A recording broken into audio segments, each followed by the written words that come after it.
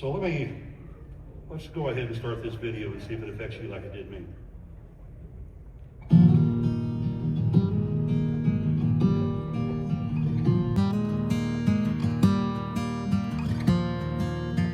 I have an interesting story. You know, growing up in Lake of the Ozarks, there was nothing here 55 years ago. But I always just say that I went to college for business management and chose the wrong business, trafficking drugs. And it was fun until it wasn't. At the time, when you're so messed up, you don't realize of all the people's lives you affected by being a drug trafficker. And by getting 15 years, you know, you have plenty of time to think about mistakes, think about what you did. And so it was important to me to be a person that when I came out, that I was just going to give back, because I used to be a taker in life. I never really started Woo. It was me. Like, I was a woman overcoming obstacles. And I like to help women overcoming obstacles. And it was a life's journey that just kind of formed into a foundation. Dee Dee was my first big obstacle. She had done 28 years in prison, but when she came home to the halfway house and she didn't have any family, I didn't know how she was gonna do it. I just needed to bring her here. I was incarcerated at the age of 19. I did 28 years and 6 months. That's where I met Peggy. We became friends, and I went to a halfway house, but me and Peggy kept in touch. And she was like, hey, why don't you come on down here? She was telling me about Woo, and they have helped me to get me a car. They have helped me to get me an apartment. But now they have really helped me to get a house, my first house. Woo mean a lot to me because I don't have no family. So I really didn't have anybody, you know, but Peggy. And she brought me down here and she told me about what she started. And I mean, they have really been a big help to me. Everything they have helped me with. I had a different upbringing than most people. I didn't have a mother or a father my whole life. They did drugs and I was pretty much abandoned growing up. I didn't really have the support I needed. I was in a horrible situation. It was an abusive relationship with my ex. I ended up at the domestic violence shelter. So Peggy reached out to me and invited me over for mac and cheese and hot dogs. My son and I have a 6-year-old. From there, she's like, go get your stuff and go to this house. She took a $1.2 million house off the market, which was one of her own homes that she had listed. And she let actually Wendy and I live in there separate. I was a realtor for 2 years before that, but I was so mentally unstable that I couldn't obtain what it took to be a successful realtor. So I proved myself to Peggy. She let me join this team.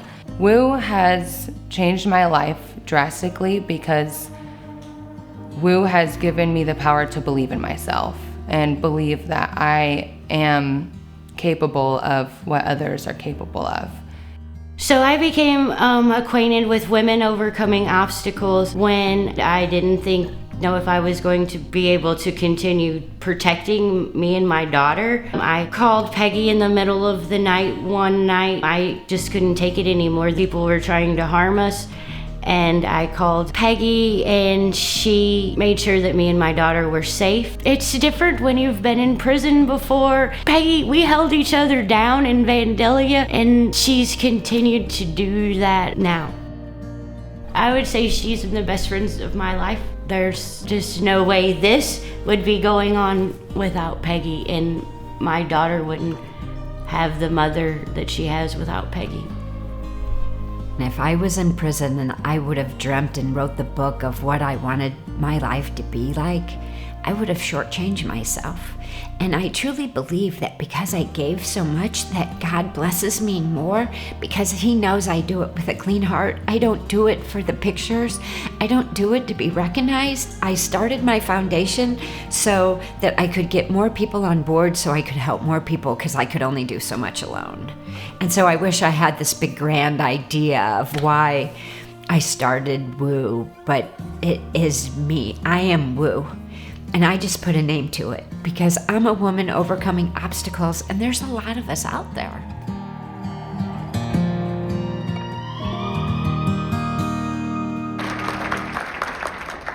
Please join me in welcoming our Good Neighbor Award winner, Peggy Albers.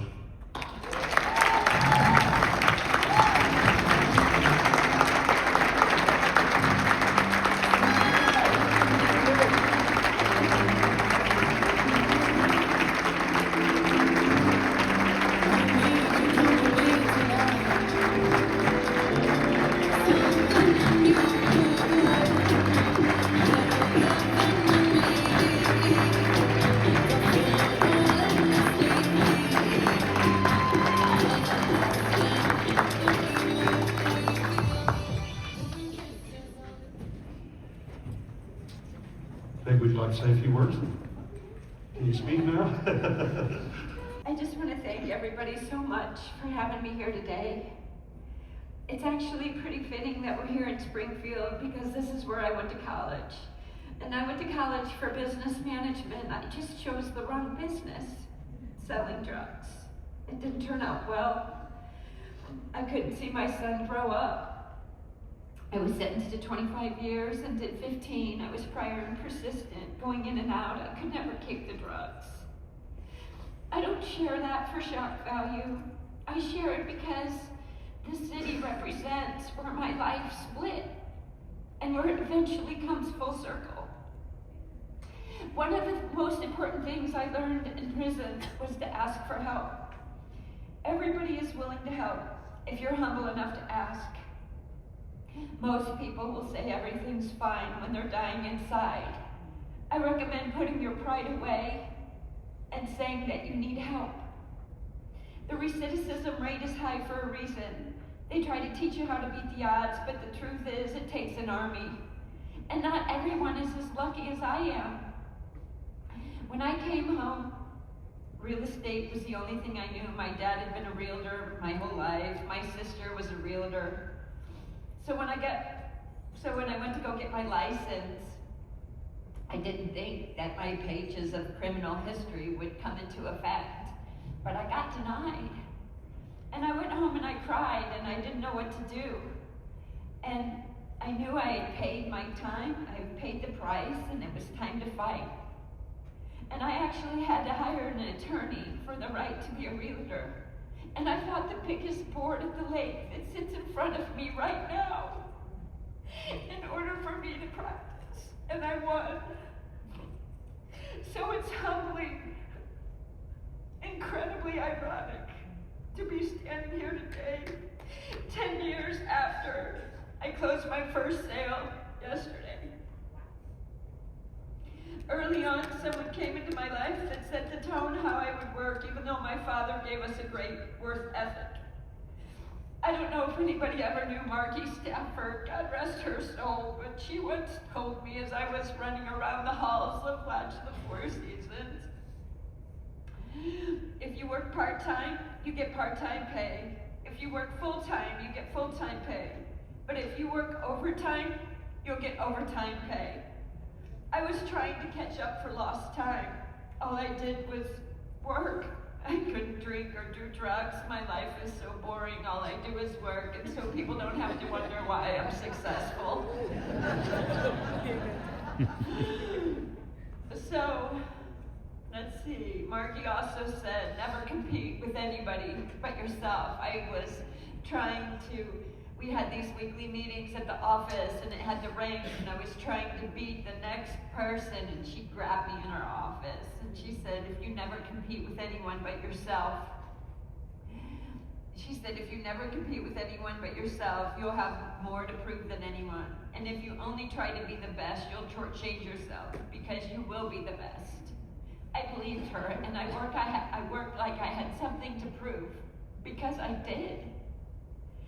The second person who made everything possible is sitting in this room today, and it's my sister Mary, and I truly owe her everything. When I came home, I knew real estate, but I didn't know about life. Mary allowed me to start a multi-million-dollar listings, sitting in open houses most agents would never trust a brand new licensee with. She taught me, she corrected me, she protected me. And even though I didn't even know how to send an email with an attachment, Mary would look at me and say, "Do you see that paperclip? It's like a stapler. You staple anything you need to send and it'll go." And that was like the biggest thing for me. I was in heaven. I guess I was just willing it to go. But once I hired Kedra, who is still with me today, everything flourished because I learned something very important. If you don't have a secretary, you are the secretary. I was a one-year agent that took her money and had a secretary within the first 10 months because I didn't know computers, I didn't know how to email, I didn't know how to download. And over the last 10 years, with our help, with her help, I have sold over $300 million in real estate through the grace of God, but I didn't do it alone.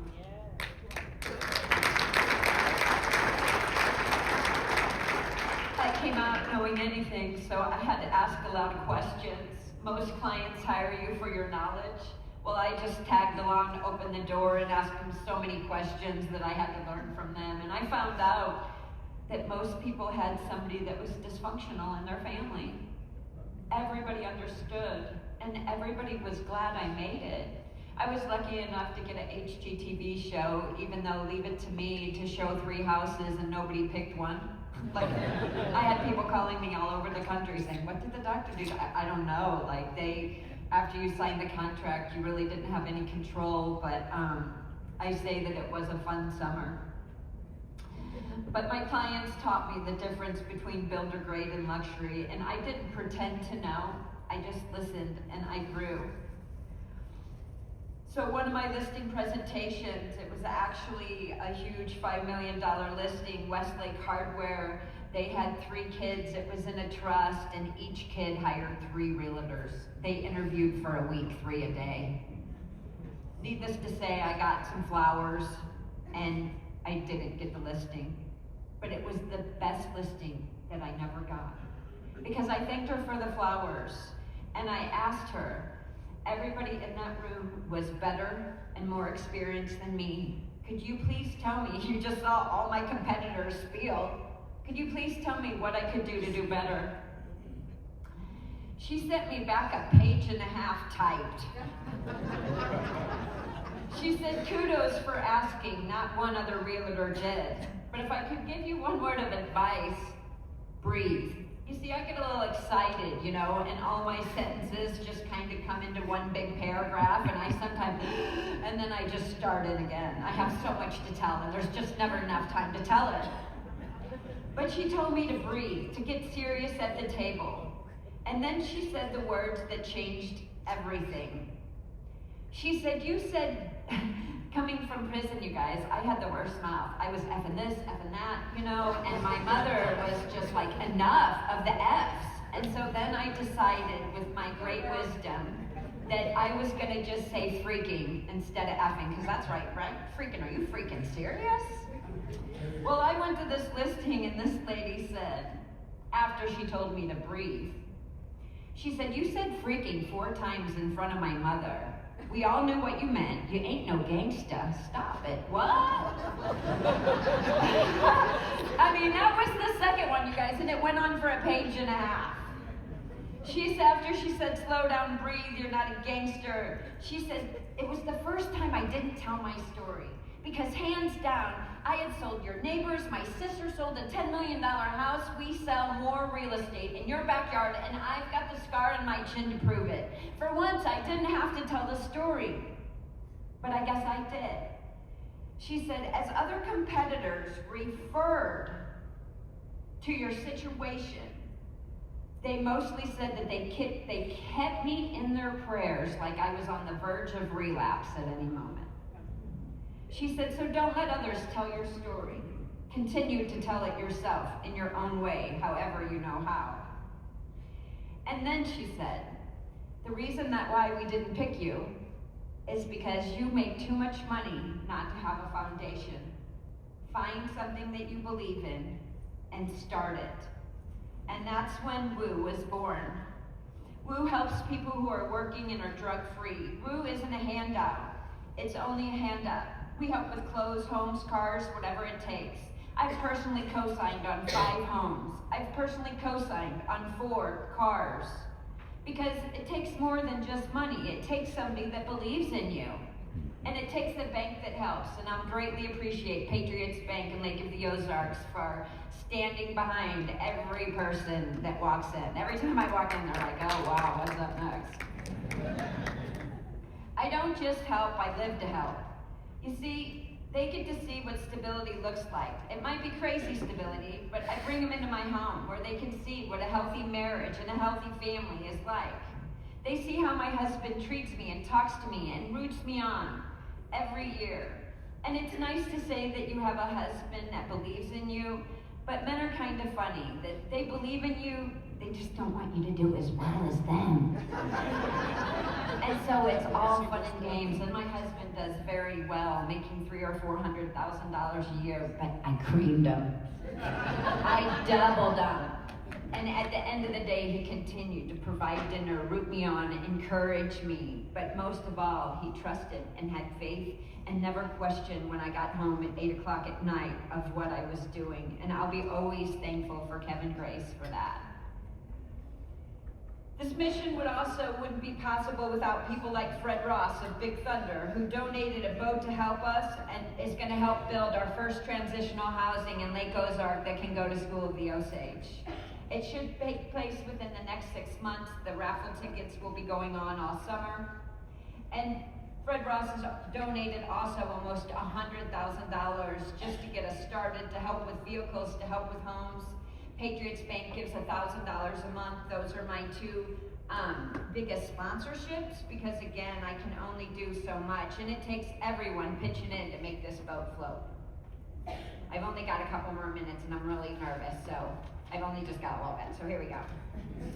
So over the last year, Woo has completely been self-funded.